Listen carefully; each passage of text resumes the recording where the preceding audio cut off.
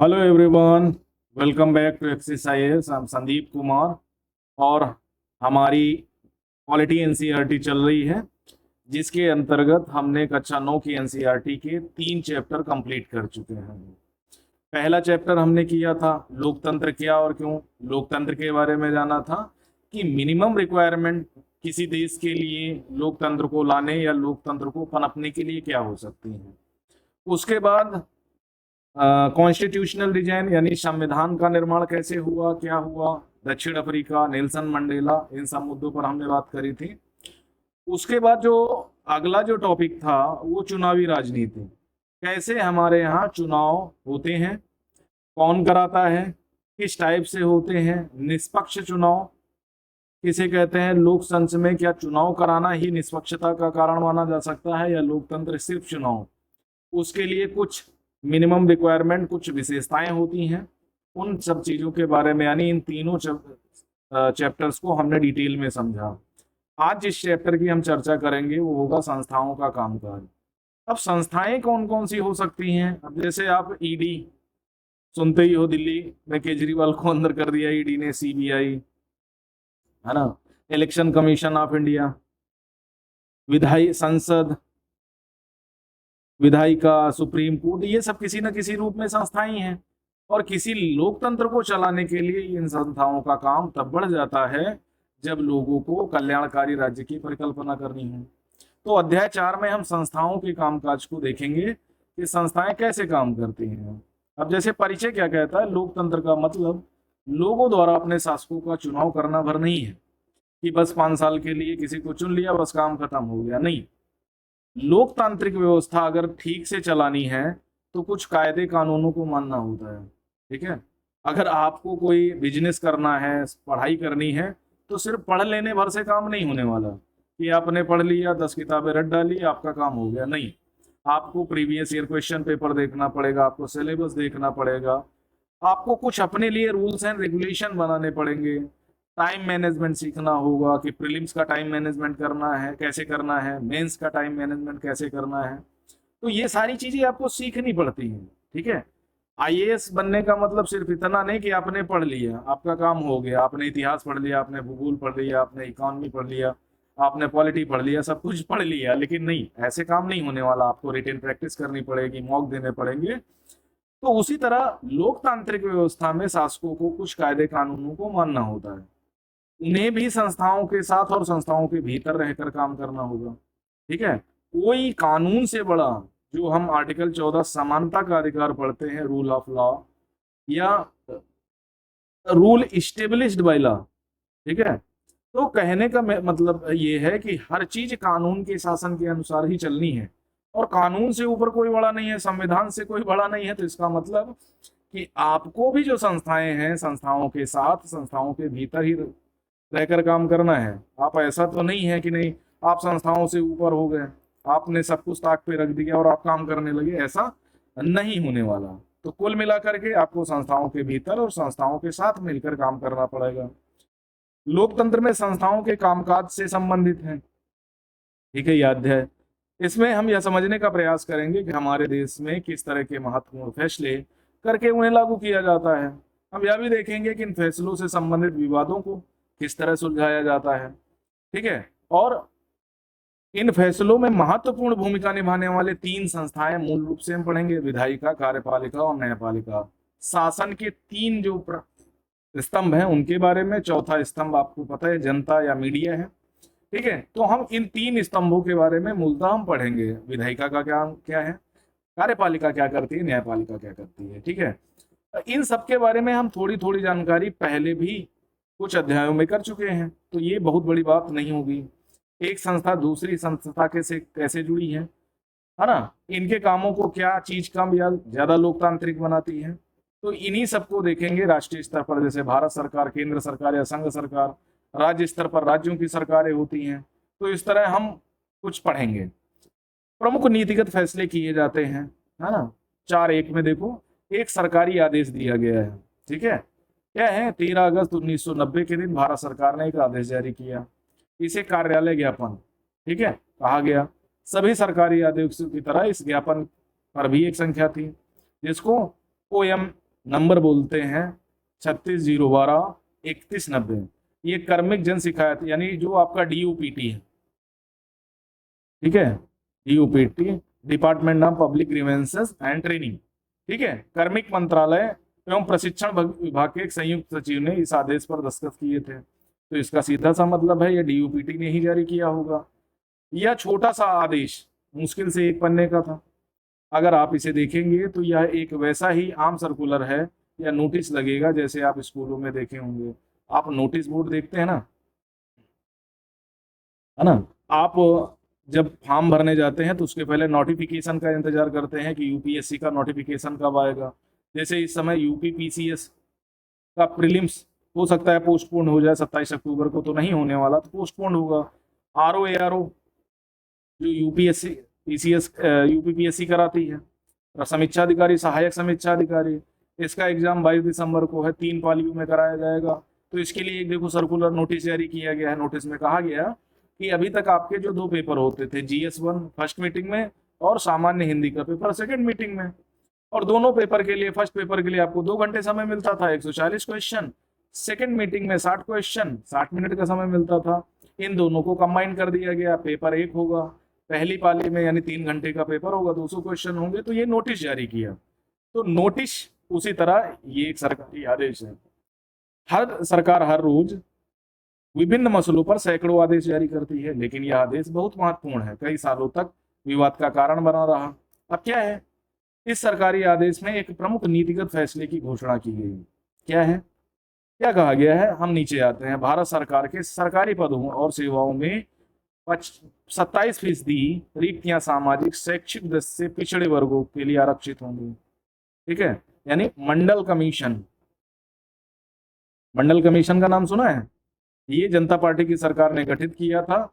इसका मूलतः काम था OBC के बारे में जानकारी करना, और अगर ये हाशिए पर स्थित समूह है तो इसको जो कुल सेवाएं हैं उनमें 27% रिजर्वेशन देना, इसका ये काम था। ये जब लागू हुआ, सर्कुलर जारी किया गया, तो भारत में बहुत बड़ा विवाद हुआ, बहुत बड़ा आंदोलन हुआ, खासकर सवर्णों के द्वारा।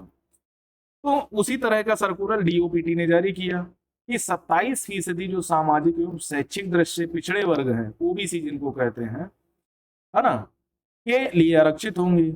अब तक जिन जाति समूहों को सरकार पिछड़ा मानती है उन्हीं का एक और नाम, है ना, SEBC, socially and educationally backward classes है। अब तक नौकरी में आरक्षण का लाभ केवल अनुसूचित जाति जनजातियों को ही मिलता था। अब 27% आरक्षण किसको मिल जाएगा? इनको मिल जाएगा, OBC को, ऑब्टेन बैकवर्ड कास्ट को, जिसको हम सामाजिक और शैक्षिक दृष्टि से पिछड़ा हुआ वर्ग मानते हैं। अगर हम SC की बात करें तो वो क्या है, सामाजिक रूप से उनको पिछड़ा हुआ कर दिया गया है, हाशिए पर स्थित, उनके साथ तो बड़ा दुर्व्यवहार किया गया। उसी तरह एक सर्कुलर और जारी किया गया था EWS के लिए, इकोनॉमिक वीकर सेक्शन के लिए 10% रिजर्वेशन किया गया था। तो कुल मिलाकर के ये जो सर्कुलर है, इसको जब जारी किया गया तो पूरे भारत में आंदोलन हुए, खासकर सवर्णों के द्वारा, और रिजर्वेशन के विरोध में आंदोलन हुए। तो निर्णय करने वाला कौन था? ज्ञापन को जारी करने का फैसला किसने लिया? जाहिर है अकेले उस व्यक्ति ने इतना बड़ा फैसला नहीं किया होगा जिसके हस्ताक्षर उस दस्तावेज पर थे। तो भैया ये फैसला किया किसने? DOPT के अधिकारी ने नहीं किया तो किसने किया? वो अपनी मंत्री द्वारा दिए गए निर्देशों को लागू करने वाला अधिकारी था। जैसे वर्तमान में DOPT किसके अंतर्गत आता है? प्रधानमंत्री कार्यालय के अंतर्गत आता है, PM, और उसके लिए जितेंद्र प्रधान को राज्य मंत्री बनाया गया है। तो मंत्री मोदी जी जब आदेश करेंगे तो निर्देश जारी करना पड़ेगा DOPT को। तो उसी तरह DOPT ने आदेश जारी कर दिया। अब आप DOPT को घेर लो जाके, भैया आपने आदेश दिया है, आप ऐसा क्यों कर सकते हैं? तो इसका मतलब पहले कहीं ना कहीं मंडल कमीशन की सिफारिशें आई होंगी, सरकार ने उन पर विचार किया होगा, विचार करने के बाद उसको संसद में रखा होगा, संसद में उस पर मतदान हुआ होगा, मतदान में जब वो विधेयक कानून बन गया तो उसको प्रेसिडेंट के पास भेजा गया, प्रेसिडेंट ने भी सब साइन कर दिया तो वो कानून बन जाता है, और जब कानून बना तो हर विभाग ने एक सर्कुलर जारी कर दिया। तो उसी तरह DOPT ने भी सर्कुलर जारी कर दिया, इसमें कौन सी बड़ी बात थी? और DOPT तो भाई तुम्हारे IAS के एग्जाम, अखिल भारतीय सेवाएं, UPSC, सब उसी के अंतर्गत आता है। वो जो फाइनल डिसीजन लेता है UPSC के अनुसार काम करती है। तो यह निर्णय अकेले नहीं किया होगा, आप अनुमान लगा सकते हैं इसने बड़े निर्णय में देश के सभी प्रमुख अधिकारी शामिल रहे होंगे। आपने पिछली कक्षा में इनके बारे में कुछ पढ़ लिया होगा, एक बार फिर देखते हैं। जैसे राष्ट्रपति देश का राष्ट्राध्यक्ष होता है, आपको पता है हम गणतंत्र हैं। गणतंत्र का मतलब हमारे राष्ट्र प्रमुख का चुनाव होता है 500 में, ठीक है। हम महारानी एलिजाबेथ वाला नहीं, इंग्लैंड की तरह अभी राजतंत्र को फॉलो नहीं करते। तो राष्ट्राध्यक्ष होता है, औपचारिक रूप से वह देश का सबसे बड़ा अधिकारी होता है, देश का प्रधान होता है। आ गई बात समझ में। प्रधानमंत्री जो होता है वो सरकार का प्रमुख होता है, ना कि देश का प्रमुख। प्रधानमंत्री क्या होता है? सरकार का प्रमुख होता है, और प्रेसिडेंट की ज्यादातर पावर का उपयोग यही करता है, और दरअसल सरकार की ओर से अधिकांश अधिकारों का इस्तेमाल यही करता है। कैबिनेट की मीटिंग की अध्यक्षता करता है। तो यह सरकारी आदेश एक लंबे घटनाक्रम का परिणाम था। अब एक सेकंड थोड़ा ऊपर देख लेते हैं। प्रधानमंत्री की सिफारिश पर राष्ट्रपति मंत्रियों को नियुक्त करता है। इससे बनने वाले मंत्रिमंडल की बैठकों में ही राजकाज से जुड़े अधिकतर निर्णय लिए जाते हैं, जिसको हम कैबिनेट मीटिंग बोलते हैं। क्या कैबिनेट मीटिंग की अध्यक्षता प्रधानमंत्री करता है, और ज्यादातर बड़े फैसले यही कैबिनेट मीटिंग करती है। संसद में राष्ट्रपति और 2 सदन होते हैं, लोकसभा और राज्यसभा।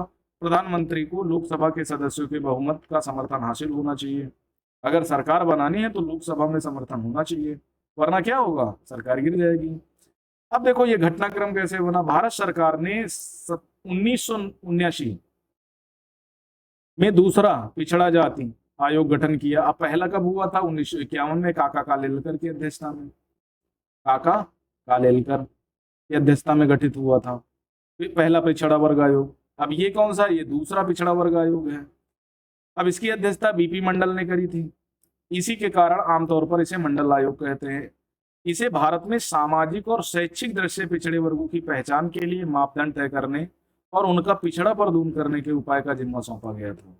इस आयोग ने क्या किया? अपनी सिफारिशें 1980 में दी। आयोग द्वारा सुझाए गए उपायों में से सिफारिश थी सरकारी नौकरियों में पिछड़ा वर्ग, यानी सामाजिक और शैक्षिक दृष्टि से पिछड़े वर्गों के लिए 27% आरक्षण देना है। इस रिपोर्ट और उसकी सिफारिशों को संसद में चर्चा हुई। जब भी कोई बड़ी रिपोर्ट आती है ना, उसकी संसद में चर्चा तभी होगी, तभी वो कानून बन सकता है, अन्यथा नहीं बनेगा। ठीक है। अगर प्रधानमंत्री या उसकी कैबिनेट उसको देखा, उसको लगा कि नहीं ये काम के लायक नहीं है, तो उसको रद्दी टोकरी में डाल देगा। देखो कोई भी बड़ी रिपोर्ट आएगी, ठीक है, कोई भी कमेटी अपने रिपोर्ट देगी तो कुछ कारण होंगे। पहला, रिपोर्ट को समझा जाएगा और या तो स्वीकार किया जाएगा या फिर उसमें संशोधन किया जाएगा या फिर उसको रद्दी में डाल दिया जाएगा। ठीक है, यही 3 कारण हो सकते हैं। तो जब सिफारिशें की गई तो उस रिपोर्ट पर बाद में चर्चा हुई। कई वर्षों तक पार्टियां और संसद इसे लागू करने की मांग करते रहे, लेकिन 1989 का लोकसभा चुनाव हुआ। जनता दल ने अपने चुनाव घोषणा पत्र में वादा किया था कि सत्ता में आने पर वो मंडल आयोग की सिफारिशों को लागू करेगा। जनता दल की सरकार बन गई। चुनाव के बाद जनता दल की ही सरकार बनी। इसके नेता वीपी सिंह प्रधानमंत्री बने। इसके बाद की कुछ घटनाएं हुई। जैसे क्या हुआ, नई सरकार ने संसद में राष्ट्रपति के भाषण के जरिए, राष्ट्रपति का अभिभाषण होता है ना प्रत्येक आम सत्र में, यानी प्रत्येक सत्र, यानी जब बजट सत्र आता है उसके पहले राष्ट्रपति का अभिभाषण होता है। जब भी कोई सरकार, नई सरकार का गठन होता है तो पहले सत्र में राष्ट्रपति का अभिभाषण होता है। ठीक है। तो जरिए मंडल रिपोर्ट को लागू करने की अपना मंशा घोषित करी। 6 अगस्त 1990 को केंद्रीय कैबिनेट की बैठक में इसके बारे में औपचारिक निर्णय लिया गया। जैसे अभी हाल फिलहाल में वन नेशन वन इलेक्शन पर क्या किया, कैबिनेट ने विचार किया और उसके बारे में एक हाई कमीशन गठित कर दिया। कैबिनेट ने डिसाइड कर दिया कि नहीं, हाँ, वन नेशन वन इलेक्शन पे आगे बढ़ सकते हैं। तो उसी तरह 6 अगस्त को कैबिनेट ने क्या किया, औपचारिक रूप से निर्णय लिया।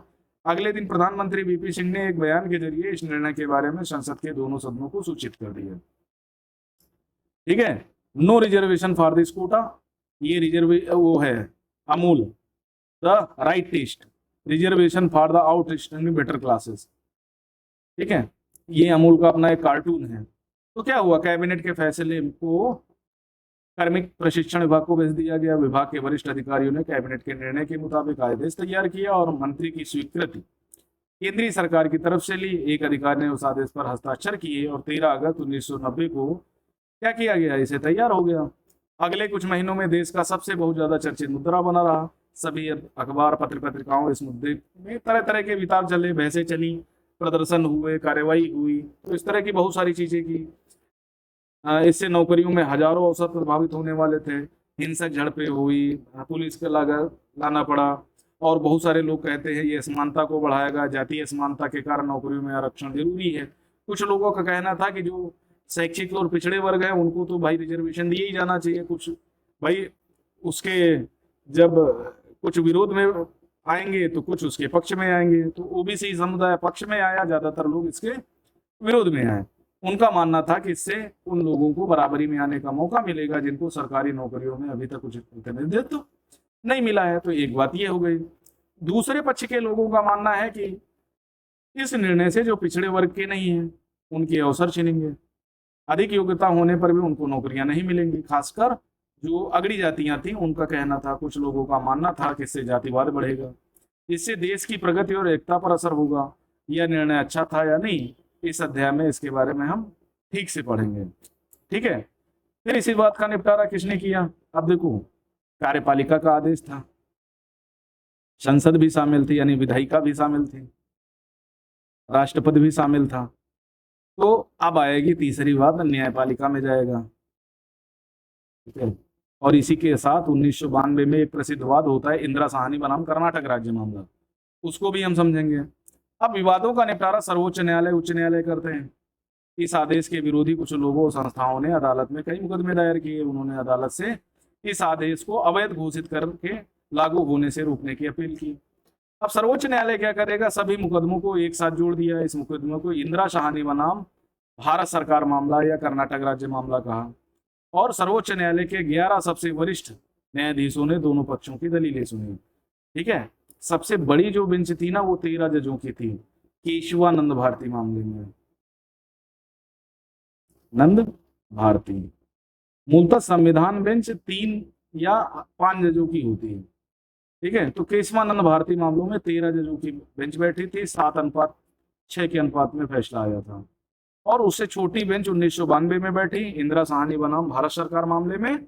इसमें ओबीसी रिजर्वेशन के संबंध में बातें करनी थी, तो दोनों पक्षों की दलीलें सुनी। 1992 में बहुमत से फैसला किया कि भारत सरकार का आदेश अवैध नहीं है, लेकिन सर्वोच्च न्यायालय ने सरकार के मूल आदेश में कुछ संशोधन करने को कहा। अब यहीं से एनसीएल की अवधारणा आ जाएगी, एनसीएल, नॉन क्रीमी लेयर। ठीक है, और creamy layer CL. Creamy layer वो जातियां होती हैं जिनको रिजर्वेशन का लाभ नहीं मिलता। ठीक है, एनसीएल वो होता है जिनको रिजर्वेशन का लाभ मिलता है। उसने कहा कि पिछड़े वर्ग की स्थिति वाले लोगों को आरक्षण का लाभ नहीं मिलना चाहिए। उसी मुताबिक 8 सितंबर 1993 को कार्मिक प्रशिक्षण मंत्रालय ने एक और आदेश जारी किया। विवाद सुलझ गया, तभी से इस नीति पर अमल किया गया। ठीक है, अब देखो, सर्वोच्च न्यायालय, कैबिनेट, राष्ट्रपति, समीक्षा अधिकारी। मंडल आयोग की सिफारिशों को लागू करने की औपचारिक घोषणा किसने की? कैबिनेट ने कर दी। ठीक है, आदेश को जारी करके घोषणा लागू किया किसने किया? सरकारी अधिकारी ने। 27% आरक्षण देने का फैसला किया कैबिनेट ने। आरक्षण को वैध करार किसने दिया? सुप्रीम कोर्ट ने। ठीक है, आगे चलते हैं। राजनीतिक संस्थाओं की आवश्यकता क्यों पड़ती है, वो ऊपर देख लिया। अगर ये विधायिका, कार्यपालिका, न्यायपालिका ये सब ना होती तो क्या ये चीजें हो सकती थी? ये ओबीसी को जो रिजर्वेशन मिला ये हो पाता? नहीं होता। कैसे मंडल कमीशन गठित होगा? तो सिर्फ वोट डालने से ये सारे काम थोड़ी हो गए, है ना। वो तो एक कार्यक्रम था, वो कार्यक्रम हो गया, उसके बाद योजनाएं, नीतियां बनेंगी, योजनाओं पर अमल किया जाएगा।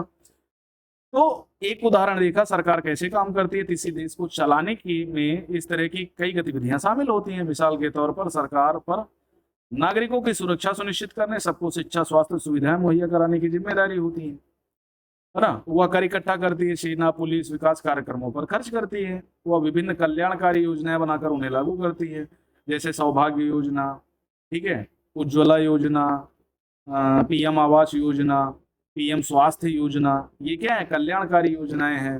पीडीएस सिस्टम के तहत गरीबों को गरीबी रेखा से नीचे और गरीबी रेखा के आसपास, गरीबी रेखा के ऊपर रहने वाले परिवारों को मुफ्त में अनाज दिया जाता है। तो ये सब कल्याणकारी योजनाएं हैं, जिससे क्या होना है? कल्याण को बढ़ावा देना है और राज्य को बेहतर बनाना है, उसके समस्त नागरिकों को मानव संसाधन में तब्दील करना है, तो विकास कार्यक्रमों पर खर्च करना ही पड़ेगा। ठीक है, तो कुछ व्यक्तियों को इन गतिविधियों को चलाने का फैसला करना होता है, कुछ लोगों को इन्हें लागू करना होता है। अगर इन फैसलों या फिर से लागू करने में कोई विवाद उठता है तो यह तय करने वाला भी कोई होना चाहिए कि क्या सही है और क्या गलत। ठीक है, तो अब कौन किस काम के लिए जिम्मेदार होगा यह भी जरूरी है कि भले ही प्रमुख पदों पर बैठे लोग बदल जाएं लेकिन उनकी गतिविधियां जारी रहें। कि मान लिया सर मोदी जी तो 5 साल बाद मान लिया चले जाते हैं, तो उनकी गतिविधियां कैसे जारी रहती ये भी तो देखना चाहिए। लिहाजा सभी आधुनिक लोकतंत्र देशों में इन कामों को देखने के लिए विभिन्न व्यवस्थाएं की गई हैं। इन व्यवस्थाओं को संस्थाएं कहते हैं। कोई भी लोकतंत्र भी ठीक से काम करता है जब ये संस्थाएं अच्छी तरह से काम करती हैं। बात समझ में आ गई। अब जैसे किसी भी देश के संविधान में प्रत्येक संस्था के अधिकारों और कार्यों के बारे में बुनियादी नियमों का वर्णन होता है। अब जैसे प्रधानमंत्री और कैबिनेट ऐसी संस्थाएं हैं जो सभी महत्वपूर्ण नीतिगत फैसले लेती हैं। ठीक है, सभी महत्वपूर्ण जो फैसले होंगे, 370 रहेगा या हटेगा, 35 से जाएगा कि रहेगा, है ना, और एक देश एक इलेक्शन, बहुत सारे महत्वपूर्ण फैसलों की जिम्मेदारी कैबिनेट की होती है। ये ज्यादातर देश से संबंधित, विदेश से संबंधित बहुत बड़े बड़े फैसले करती है। मंत्रियों द्वारा किए गए फैसलों को लागू करने के उपायों के लिए एक निकाय के रूप में नौकरशाही होती है। अब देखो जो कार्यपालिका है ना, एक तो राजनीतिक कार्यपालिका जिसको हम इनडायरेक्ट या अप्रत्यक्ष कार्यपालिका बोलते हैं या सीमित कार्यपालिका बोलते हैं। एक होती है असीमित जिसको हम क्या बोलते हैं, प्रशासनिक कार्यपालिका। प्रशासनिक कार्यपालिका ये नियुक्त होती है, ये निर्वाचित होती है, ये 5 वर्ष के लिए होती है, ये 65 वर्ष के लिए होती है। ठीक है, केंद्र में 65 वर्ष के लिए, राज्यों में 62 वर्ष के लिए। तो एक भाई कार्यपालिका 2 प्रकार की होगी, एक स्थायी एक अस्थायी। अस्थायी राजनीतिक कार्यपालिका है, 5 साल के लिए आती है फिर चली जाती है, और स्थायी कार्यपालिका प्रशासनिक कार्यपालिका होती है। तो मंत्रियों के निर्णयों को लागू करने के लिए उन किसकी जिम्मेदारी होती है, नौकरशाहों की जिम्मेदारी होती है, IAS IPSओं की जिम्मेदारी होती है। ठीक है, सर्वोच्च न्यायालय वह संस्था है जहां नागरिक और सरकार के बीच विवाद अंततः सुलझाए जाते हैं। ओके, तो इन संस्थाओं से आपको क्या समझ में आया? क्या आप उदाहरण में दूसरी संस्थाओं के बारे में सोच सकते हैं, उनकी भूमिका क्या है? संस्थाओं में यह काम के साथ यह काम करना आसान नहीं, संस्थाओं के साथ कायदे कानून जुड़े होते हैं, इसमें नेताओं के हाथ बन सकते हैं।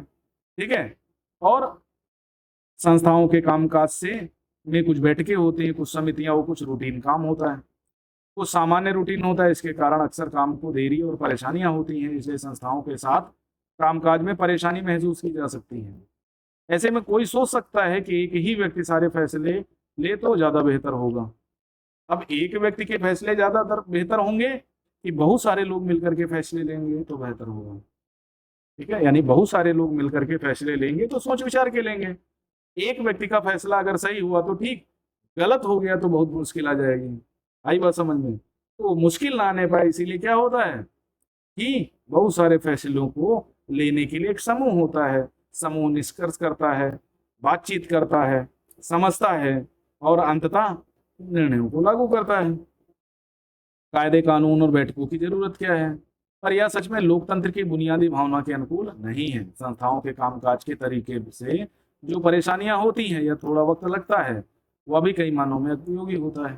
किसी भी फैसले से पहले अनेक लोगों के राय विचार करने का अवसर मिल जाता है। संस्थाओं के कारण एक अच्छा फैसला झटपट करना आसान नहीं होता, लेकिन संस्थाएं बुरा फैसला भी जल्दी ले पाना मुश्किल बना देती हैं। इसी कारण लोकतांत्रिक सरकारें संस्थाओं पर जोर देती हैं। बात समझ में आ गई यहाँ तक? अब संसद के बारे में देख लेते हैं। संसद में कितने प्रेसिडेंट होता है? ठीक है, लोकसभा होती है और राज्यसभा होती है। ओके, ये दो, इसमें लोकसभा जनप्रतिनिधि सदन है, यानी यहाँ से लोग चुन के आते हैं, और राज्यसभा के जो सदस्य होते हैं राज्य के विधायकों द्वारा चुने जाते हैं। इनडायरेक्ट इलेक्शन होता है इनका। ये राज्यों का प्रतिनिधित्व करते हैं, ये डायरेक्ट जनता का प्रतिनिधित्व करते हैं।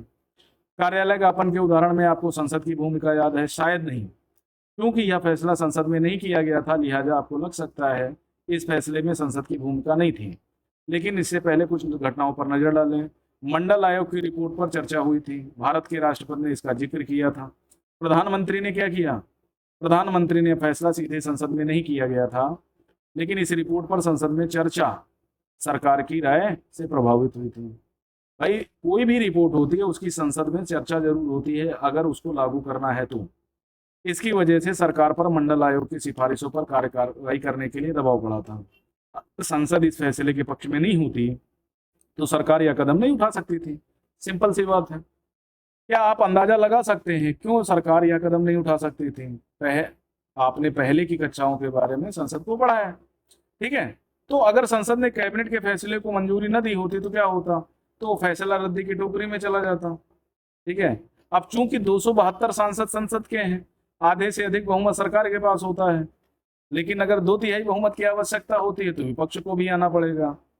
अब हमें संसद क्यों चाहिए? लोकतंत्र में निर्वाचित जनप्रतिनिधियों की सभा जनता की ओर से सर्वोच्च राजनीतिक अधिकार का प्रयोग करती है, ठीक है।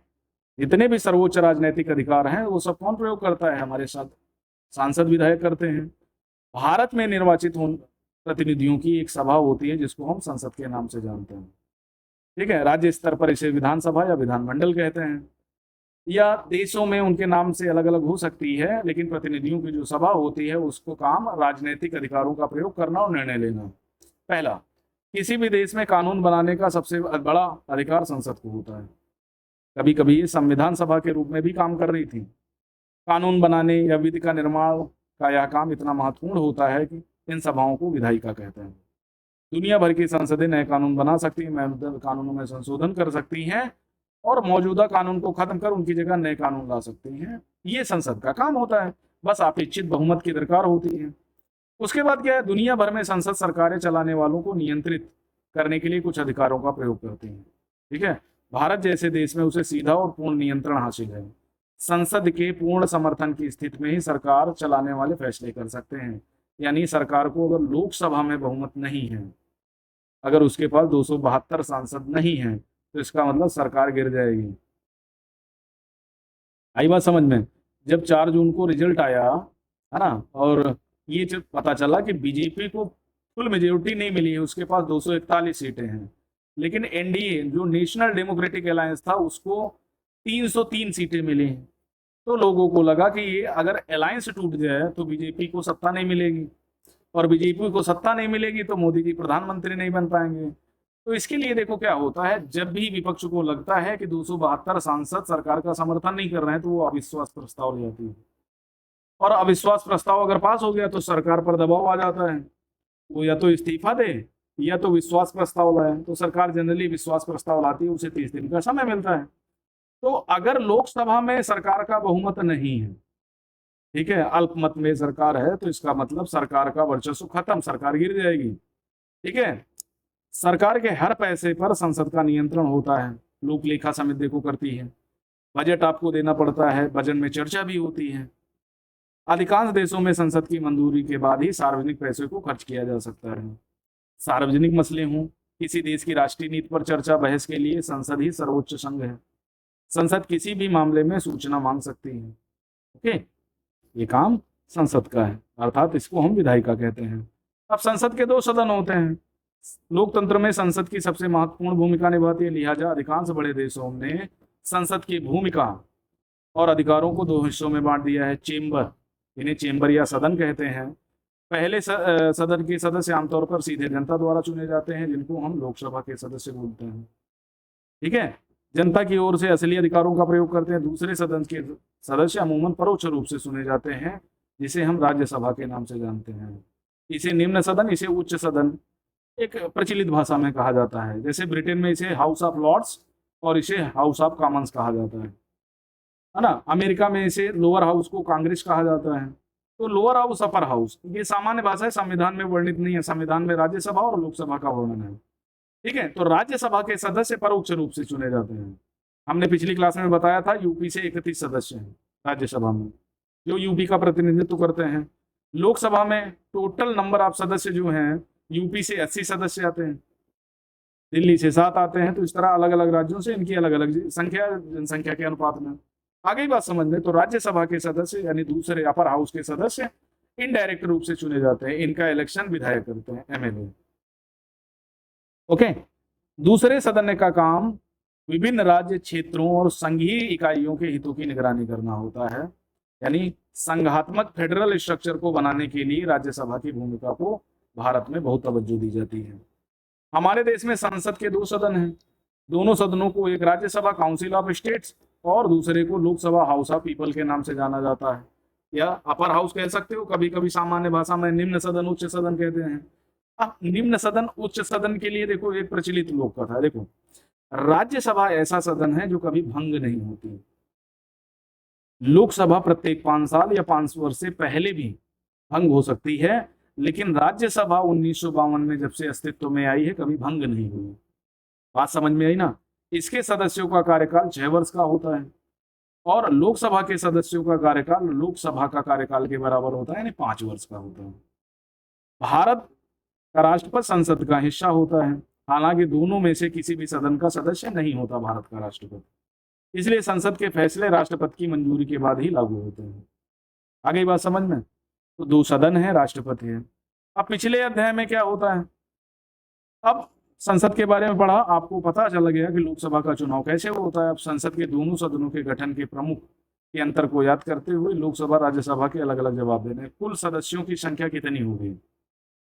अब लोकसभा के सदस्यों की संख्या कितनी है? 543। राज्यसभा के सदस्यों की 245। ठीक है। सदस्यों को कौन चुनता है? राज्यसभा के सदस्यों को इनडायरेक्ट रूप से, है ना, जनता के चुने हुए सदस्य यानी एमएलए चुनते हैं, मेंबर ऑफ लेजिस्लेटिव असेंबली। और लोकसभा के सदस्यों को जनता सीधे निर्वाचित करती है, जनता द्वारा डायरेक्ट इलेक्शन होता है, आम चुनाव जिसको बोलते हैं। तो सदस्यों का चुनाव हो गया। उनका कार्यकाल कितना होगा? लोकसभा का कार्यकाल 5 वर्ष का होगा, उस लिहाज से उसके सदस्यों का कार्यकाल भी 5 वर्ष होता है। राज्यसभा का कार्यकाल नहीं होता, राज्यसभा के सदस्यों का कार्यकाल होता है, 6 वर्ष होता है। क्या सदन हमेशा के लिए भंग किया जा सकता है? यह हुआ स्थायी है। तो सदन हमेशा के लिए तो भंग नहीं होता, कुछ टाइम के लिए भंग होता है, और सिर्फ लोकसभा भंग होती है, राज्यसभा भंग नहीं होती। बात समझ में आई। अब लोकसभा बनाम राज्यसभा, कौन अधिक प्रभावशाली है, कौन कम प्रभावशाली है? ज्यादातर मामलों में लोकसभा राज्यसभा को बराबर अधिकार दिए गए हैं। राज्यसभा कभी कभी अपर हाउस, लोकसभा को लोअर हाउस कहा जाता है। इसका मतलब यह नहीं कि राज्यसभा लोकसभा से ज्यादा प्रभावशाली है। यह महज बोलचाल की पुरानी शैली है, हमारे संविधान में इस भाषा का इस्तेमाल नहीं किया गया है। ठीक है, तो याद रखना, अपर हाउस लोअर हाउस संविधान में वर्णित नहीं है। संविधान में वर्णन है लोकसभा का और राज्यसभा का। हमारे संविधान में राज्यों के संबंध में राज्यसभा को कुछ विशेष अधिकार दिए गए हैं, लेकिन अधिकतर मसलों पर सर्वोच्च अधिकार लोकसभा के पास है। जैसे किसी भी सामान्य कानून को पारित करने के लिए दोनों सदनों की जरूरत होती है। ठीक है, अगर कोई साधारण विधेयक है ना, तो दोनों सदनों को अधिकार है, लेकिन अगर दोनों सदनों के बीच कोई मतभेद हो तो अंतिम फैसला दोनों सदनों के संयुक्त अधिवेशन में किया जाता है। और संयुक्त अधिवेशन का बुलावा कौन देता है? राष्ट्रपति। अध्यक्षता कौन करेगा? लोकसभा स्पीकर करेगा। ठीक है, दोनों सदनों के सदस्य एक साथ बैठते हैं। अब लोकसभा में जब राज्यसभा और लोकसभा एक साथ बैठेगी तो सीधी सी बात है, सरकार के सदस्यों की संख्या ज्यादा होगी। सदस्यों की संख्या अधिक होने के कारण इस तरह की बैठक में क्या होगा? लोकसभा के विचार को प्राथमिकता मिलने की संभावना रहती है, क्योंकि लोकसभा में 543 हैं, राज्यसभा में 245 हैं। वर्तमान की मैं बात कर रहा हूं। ठीक है, ऐसे तो 552 हैं लोकसभा में और 250 हैं राज्यसभा के, लेकिन वर्तमान जो स्वरूप है वर्तमान के हिसाब से। आ गई बात समझ में। लोकसभा पैसे के मामले में अधिक अधिकारों का प्रयोग करती है। धन विधेयक सिर्फ लोकसभा में ही पेश किया जा सकता है। ठीक है, और जो पैसा होता है 2 प्रकार की मदों पे खर्च किया जाता है। एक मत पर मतदान नहीं होता। लोकसभा में सरकार का बजट या पैसे से संबंधित कोई कानून पारित हो जाए तो राज्यसभा उसे खारिज नहीं कर सकती अगर वो धन विधेयक है। राज्यसभा उसे पारित करने के लिए 14 दिन देरी कर सकती है या उसमें संशोधन का सुझाव दे सकती है, लेकिन संशोधन नहीं कर सकती। या लोकसभा का अधिकार है वह सुझाव को माने अथवा ना माने। तो धन विधेयक पूर्ण रूप से कौन मानता है? सबसे बड़ी बात यह है, लोकसभा मंत्रिपरिषद को नियंत्रित करती है। सिर्फ वही व्यक्ति प्रधानमंत्री बन सकता है जिसे लोकसभा में बहुमत हासिल होता हो। एक चीज याद रखना, अगर कोई ऐसा व्यक्ति है जो राज्यसभा का सदस्य और भारत का प्रधानमंत्री है तो ये कोई बड़ी बात नहीं है। अगर कोई दोनों सदनों में से किसी का सदस्य नहीं है तो 6 महीने तक प्रधानमंत्री या मंत्री बन सकता है। ठीक है, लेकिन जो भी व्यक्ति प्रधानमंत्री बना है ना, चाहे वो राज्यसभा का सदस्य क्यों ना हो, लेकिन प्रधानमंत्री वो तभी बन पाएगा जिस पार्टी से वो आया उसकी पार्टी को लोकसभा में बहुमत हासिल है। आगे बात समझ में? तो अगर आधे से अधिक लोकसभा के सदस्य कह दें कि उन्हें मंत्रिपरिषद पर विश्वास नहीं है, तो प्रधानमंत्री समेत सभी मंत्रियों को अपना अधिकार छोड़ना पड़ेगा, राज्यसभा को यह अधिकार हासिल नहीं। ठीक है। अब लोकसभा का एक दिन, 14वीं लोकसभा का कार्यकाल 7 दिसंबर 2004 का एक सामान्य दिन था। क्या है? 11 बजता है। विभिन्न मंत्रियों सदस्यों द्वारा पूछे गए करीब 250 प्रश्नों के लिखित जवाब दिए गए। इन प्रश्नों में शामिल थे, अब ये होता है प्रश्नकाल। ठीक है, नहीं प्रश्नकाल है, शून्यकाल बोलते हैं इसको। क्या है? कश्मीर के आतंकवादी समूहों से बातचीत करने के बारे में सरकार की नीति। सरकार से विपक्ष प्रश्न पूछता है। पुलिस आम लोगों के द्वारा अनुसूचित जनजाति के खिलाफ किए गए अत्याचारों पर आंकड़ा बताएं। बड़ी कंपनियों द्वारा दवाएं अत्यधिक महंगी किए जाने के बारे में सरकार क्या कर रही है। तो ये प्रमुख क्वेश्चन है। कुल मिला के 250 से अधिक क्वेश्चन पूछे गए। 12 बजे ढेर सारे सरकारी दस्तावेज चर्चा के लिए पेश किए गए। इन दस्तावेजों में क्या है? आईटीबीपी में नियुक्ति की नियम, Indian institute of technology Kharagpur की वार्षिक रिपोर्ट, राष्ट्रीय इस्पात निगम लिमिटेड विशाखापत्तनम की रिपोर्ट और लोक लेखा जोखा। 12 बजे क्या हुआ? 12:02 पूर्वोत्तर क्षेत्र के विकास मंत्री पूर्वोत्तर परिषद को पुनर्जीवित करने के बारे में बना लिया। रेल मंत्री ने एक वक्तव्य देकर स्वीकृत रेल बजट के अतिरिक्त रेलवे को और अनुदान देने की जरूरत पर बल दिया। तो ये सब चर्चा हो रही है। उसके बाद क्या हुआ? मानव संसाधन विकास मंत्री ने अल्पसंख्यक शैक्षिक संस्थान विधेयक 2004 प्रस्तुत किया। राष्ट्रीय आयोग की घोषणा की। उन्होंने स्पष्ट किया इसके लिए सरकार को अध्यादेश को लाना पड़ा। 12:14 पर सदस्यों ने कुछ मुद्दों को उठाया, जिनमें तहलका मामले को कुछ नेताओं के मामले में केंद्रीय अन्वेषण ब्यूरो यानी सीबीआई के प्रति शोधात्मक रवैया, मतलब विपक्ष उसको अपनी कठपुतली बनाए हैं, यही बात कहेंगे। संविधान में एक आधिकारिक भाषा के रूप में राजस्थानी को शामिल करने की जरूरत के बारे में बात करी गई। आंध्र प्रदेश के किसानों और कृषि मजदूरों की बीमा नीतियों की नवीकरण की आवश्यकता पर 2:26 पर सरकार द्वारा प्रस्तावित 2 विधेयकों पर विचार कर उन्हें पारित किया गया। विधेयक प्रतिभूति कानून संशोधन विधेयक, प्रतिभूति ब्याज ऋण वसूली कानून प्रत्यावर्तन संशोधन विधेयक, ये 2 प्रमुख विधेयक। 4 बजे क्या हुआ? 4 बजे आखिर में सरकार की विदेश नीति इराक की स्थिति के संदर्भ में स्वतंत्र विदेश नीति जारी रखने के बयानों पर लंबी जरूरत पर चर्चा हुई। चर्चा समाप्त, सदन को अगले दिन के लिए स्थगित कर दिया गया। ठीक है। अब राजनीतिक कार्यपालिका क्या होती है? ये सरकार, मूलतः ये सरकार होती है जो नियम कानून विधायिका बनाती है। उन्हीं के अनुसार ज्यादातर मामलों में इनको सरकार चलाना है। सरकारी आदेश की कहानी आपको पता ही है, दस्तखत कौन करता है, कैसे क्या लागू होते हैं, तो इसे कार्यपालिका के रूप में जाना जाता है। ठीक है। वे सभी सिर्फ संसद की मर्जी को लागू कर रहे थे। ठीक है। लोकसभा का समर्थन नहीं होता तो वे फैसला नहीं कर सकते थे। इसका मतलब सरकार को अगर लोकसभा में समर्थन नहीं है तो कोई बड़ा फैसला नहीं कर पाएगी। ठीक है। और दूसरी बात, सरकार ही गिर जाएगी। ठीक है, धड़ाम हो जाएगी। बात समझ में आ गई? तो जनता द्वारा दिए गए सबसे बड़े इस्तेमालों का इस्तेमाल वे करते हैं। इन सभी अधिकारों को सामूहिक रूप से कार्यपालिका कहा जाता है। और क्या होता है? सरकार की नीतियों को कार्य रूप देने के कारण इन्हें कार्यपालिका कहा जाता है। इस तरह जब हम सरकार के बारे में बात करते हैं तो हमारा तात्पर्य आमतौर पर कार्यपालिका ही होता है। न्याय की बात करेंगे तो न्यायपालिका, विधान बनाने की बात होगी तो विधायिका। राजनीतिक और स्थायी कार्यपालिका क्या होती है? अभी मैं बता चुका हूँ। स्थायी कार्यपालिका में तुम्हारे प्रशासनिक सेवक आ जाते हैं, नौकरशाह आ जाते हैं। राजनीतिक कार्यपालिका में जो 5 साल के लिए चुन के जाते हैं।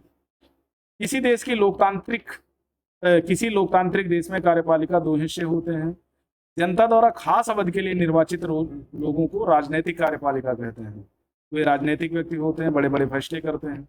दूसरी ओर जिन्हें लंबे समय तक नियुक्त किया जाता है उन्हें स्थायी कार्यपालिका या प्रशासनिक सेवक कहते हैं। ठीक है। आप लोग आईएएस बनेंगे तो जब मंत्रालय वगैरह में जाएंगे ना, सचिव वगैरह बन के, तो आप प्रशासनिक सेवक यानी स्थायी कार्यपालिका के अंग होंगे। ठीक है।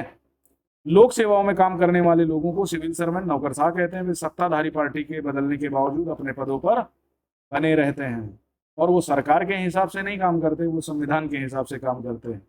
ये अधिकारी राजनीतिक कार्यपालिका के तहत काम करते हैं, रोजमर्रा के प्रशासन में उनकी सहायता करते हैं।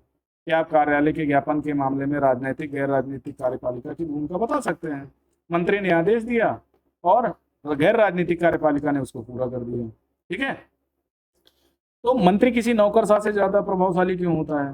क्योंकि वो नौकरशाह अमूमन अधिक शिक्षित होता है, उसे विषय की में अधिक महारत जानकारी हासिल होती है। इतना बड़ा सिलेबस करके जाते हो, 4 पेपर जीएस के, 2 पेपर ऑप्शनल सब्जेक्ट के, एक एसी लिख के जाते हो, लैंग्वेज पेपर देखे जाते हो, उसके बाद फील्ड पे है ना रोते गाते रहते हो। तो ये सब कुछ कर लेने के बाद जब वहां पहुंचोगे तो जानकारी तो हो गई। तो वही अर्थशास्त्र की जानकारी वित्त मंत्री से ज्यादा किसके पास हो सकती है? वित्त सचिव के पास। ठीक है। तकनीकी जानकारी, रक्षा, उद्योग, इन मामलों के बारे में मंत्रियों को विशेष जानकारी नहीं होती। मंत्रियों को तो जनता ने चुन के भेजा है। ठीक है। वो जनता की जिम्मेदारी वहां निभा रहे हैं। और इनका काम करने के लिए किसको नियुक्त किया गया था? मंत्रियों की हेल्प करने के लिए प्रशासनिक कार्यपालिका को, वही उनका काम कराती है।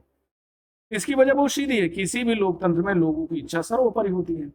मंत्री लोगों को द्वारा चुना गया होता है और इस तरह उसे जनता की ओर से उसकी इच्छाओं को लागू करने का अधिकार होता है।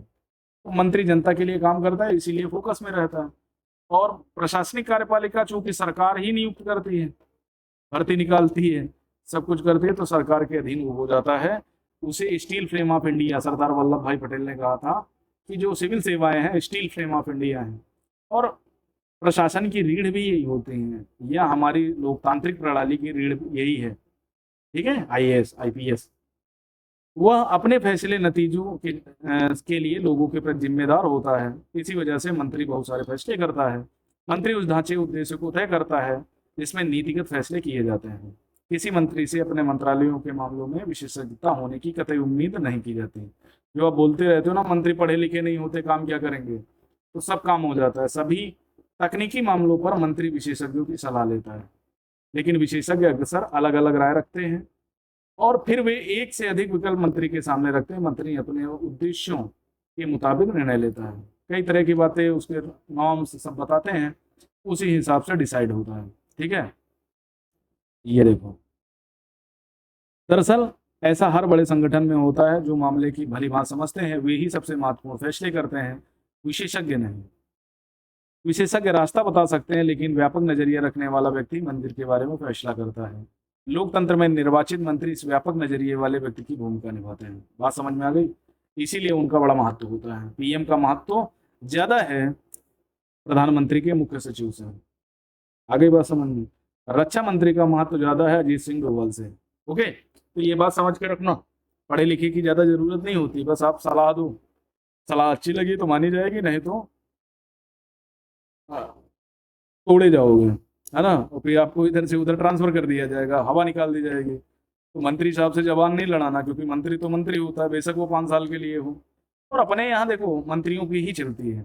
हमारा जो लोकतांत्रिक ढांचा है ना, उसमें अब मंत्री, प्रधानमंत्री और कैबिनेट मंत्री, मंत्रिपरिषद, इस देश में प्रधानमंत्री सबसे महत्वपूर्ण राजनीतिक संस्था है। प्रधानमंत्री के लिए कोई प्रत्यक्ष चुनाव नहीं होता। चुनाव किसका होता है? एमपी, लोकसभा एमपी का। ठीक है, लोकसभा एमपी का चुनाव होता है। मोदी जी लोकसभा के एमपी हैं, है ना। बहुत सारे एमपी मिल करके क्या किए हैं, मोदी जी का नाम आगे कर दिया कि इनको प्रधानमंत्री बनाया जाए, हमारी पार्टी की तरफ से ये प्रतिनिधित्व कर रहे हैं। तो प्रधानमंत्री का चुनाव नहीं होता, राष्ट्रपति प्रधानमंत्री का को नियुक्त करता है। ये याद रखना, प्रधानमंत्री बतौर एमपी चुना जाता है, मेंबर ऑफ पार्लियामेंट, ना कि प्रधानमंत्री चुना जाता है। वो तो सांसद दल की जब मीटिंग होती है, सांसद दल की मीटिंग होने के उपरांत एक व्यक्ति का नाम आगे कर दिया जाता है। तो राष्ट्रपति प्रधानमंत्री को नियुक्त करता है, लेकिन राष्ट्रपति अपनी मर्जी से किसी को प्रधानमंत्री नहीं नियुक्त कर सकता। राष्ट्रपति लोकसभा में बहुमत पार्टी या पार्टियों के गठबंधन के नेता को ही प्रधानमंत्री नियुक्त कर सकता है। अब जैसे इस बार एनडीए गठबंधन का नेता कौन है? सबने मोदी पर अपना समर्थन दिया, तो मोदी जी को नियुक्त कर दिया गया। अगर सब मिलकर के राहुल गांधी पर समर्थन कर देते तो राहुल जी प्रधानमंत्री हो जाते भारत के, या जो भी नाम आगे कर दिया जाता उसके नेता हो जाते। तो गठबंधन के नेता को ही प्रधानमंत्री नियुक्त किया जाता है, और इसके लिए राष्ट्रपति अपनी मर्जी का प्रयोग नहीं किया करेगा। अगर किसी एक पार्टी को बहुमत हासिल नहीं होता तो राष्ट्रपति उसी व्यक्ति को प्रधानमंत्री के रूप में नियुक्त करता है जिसे सदन में बहुमत हासिल होने की संभावना होती है। ये बात याद रखना। प्रधानमंत्री का कार्यकाल तय नहीं होता, तब वह अपने पद पर रह सकता है जब तक पार्टी या गठबंधन का नेता है। सरकार गिरी तो प्रधानमंत्री पद या दूसरा आएगा, दूसरा बनेगा। प्रधानमंत्री को नियुक्त करने के बाद राष्ट्रपति प्रधानमंत्री की सलाह पर, ये याद रखना, पीएम की सलाह पर दूसरे मंत्रियों को नियुक्त करता है। यानी प्रधानमंत्री अपनी कैबिनेट को स्वयं चुनता है। मंत्री अमूमन उसकी पार्टी गठबंधन के होते हैं। लोकसभा में बहुमत हासिल हो, प्रधानमंत्री मंत्रियों के चयन के लिए स्वतंत्र होता है, बशर्ते वे संसद के सदस्य हों। अब कभी कभी ऐसे व्यक्ति को भी मंत्री बनाया जा सकता है जो संसद का सदस्य नहीं है, लेकिन उसे या उस व्यक्ति को मंत्री बनने के 6 महीने के भीतर संसद के दोनों सदनों में से किसी एक का सदस्य चुना जाना जरूरी है। पीएम भी ऐसा हो सकता है, किसी भी सदन का सदस्य ना हो तो 6 महीने का कार्यकाल ले सकता है। ठीक है। मंत्रिपरिषद उस निकाय का सरकारी नाम है जिसमें सारे मंत्री होते हैं। अमूमन विभिन्न स्तरों पर 60 से 80 मंत्री होते हैं। लोकसभा का 15% से अधिक मंत्री नहीं होंगे, ये नियम है। अब कैबिनेट मंत्री कौन होता है? सबसे बड़े मंत्रालय, अमूमन सत्ताधारी पार्टी या गठबंधन पार्टियों के वरिष्ठ नेता होते हैं। ये प्रमुख मंत्रालयों के प्रभारी होते हैं। कैबिनेट मंत्रिपरिषद के नाम पर फैसले करने के लिए बैठक करते हैं। इस तरह कैबिनेट की मंत्रिपरिषद का जो शीर्ष समूह होता है उसमें 25 मंत्री के आसपास होते हैं, जैसे गृह मंत्रालय हो गया, विदेश मंत्रालय हो गया, रक्षा मंत्रालय हो गया, वित्त मंत्रालय हो गया, है ना, समाज कल्याण मंत्रालय हो गया, परिवार एवं समाज कल्याण मंत्रालय हो गया, एजुकेशन मिनिस्ट्री हो गई। तो ये बड़े बड़े मंत्रालय जो होते हैं ना वही कैबिनेट में शामिल होते हैं। लगभग 25 लोग के आसपास होते हैं। बहुत बड़ा भी नहीं होता, बहुत छोटा, ये सब मिल करके फैसले करते हैं। कुछ होते हैं स्वतंत्र प्रभार वाले राज्य मंत्री। और एक चीज और है, ये जितने भी कैबिनेट मिनिस्टर होते हैं ना ये सब अपने मंत्रालय के प्रमुख होते हैं, सर्वे सर्वा। अमूमन छोटे मंत्रालयों के प्रभारी होते हैं, वे विशेष रूप से आमंत्रित किए जाने पर कैबिनेट की बैठकों में भाग लेते हैं। ठीक है, लेकिन स्वतंत्र प्रभार होता है जो भी इनको मंत्रालय मिला।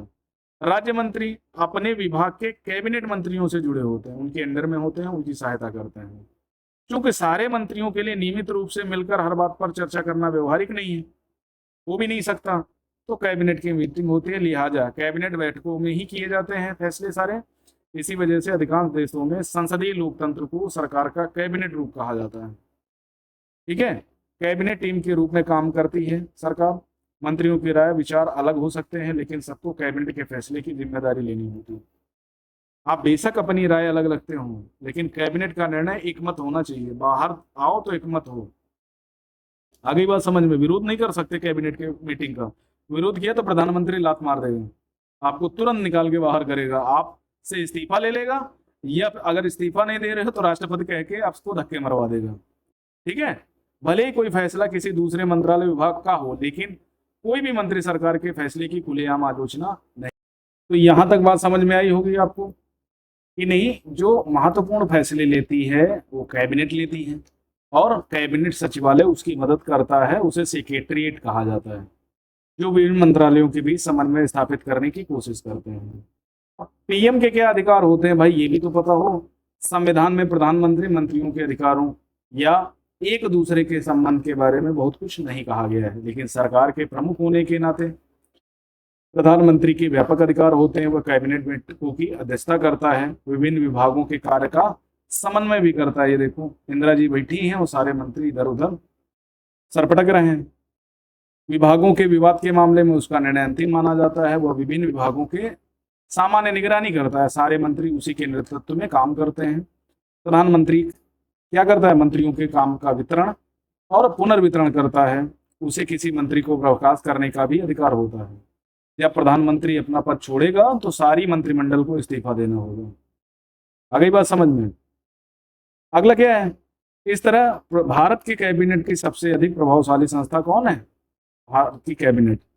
तो कैबिनेट के भीतर सबसे प्रभावशाली व्यक्ति कौन होता है? प्रधानमंत्री होता है।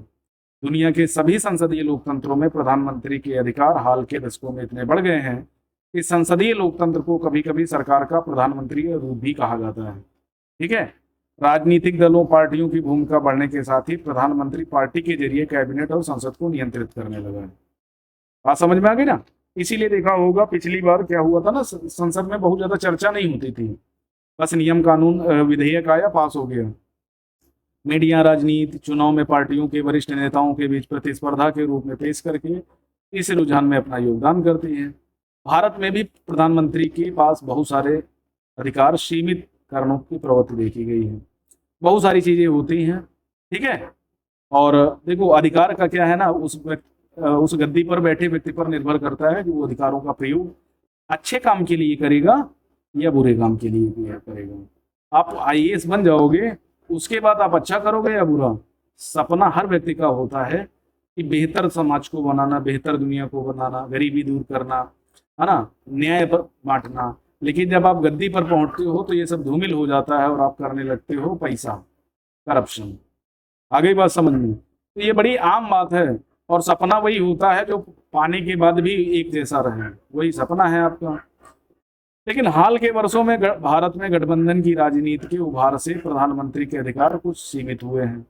अब गठबंधन में क्या होता है ना, सभी की मर्जी लेकर चलना है।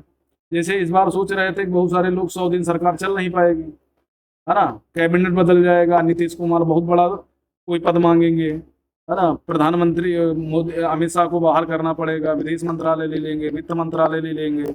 सब अटकलें लगाई जा रही थी, लेकिन चली तो अंत में मोदी की ही, और सबने मोदी पर भरोसा भी किया। तो ये सारी चीजें होती है। तो गठबंधन की राजनीति में प्रधानमंत्री का पद थोड़ा कमजोर हो जाता है, क्योंकि उसे कैबिनेट के हिसाब से चलना होता है। अगर वो नहीं चलेगा तो क्या होगा, सरकार गिरा देंगे लोग, है ना। 1990 से लेकर के 99 का दौर देख सकते हो आप, बहुत सारे राज्यों में होता है। उसके बाद आता है तीसरा आदमी, प्रेसिडेंट। ये क्या होता है, संवैधानिक प्रमुख होता है, भारत का संवैधानिक प्रमुख, और भारत का प्रथम व्यक्ति होता है। राष्ट्र का राष्ट्रपति राष्ट्राध्यक्ष होता है। हमारी राजनीतिक व्यवस्था में राष्ट्राध्यक्ष केवल नाम के अधिकारों का प्रयोग करता है।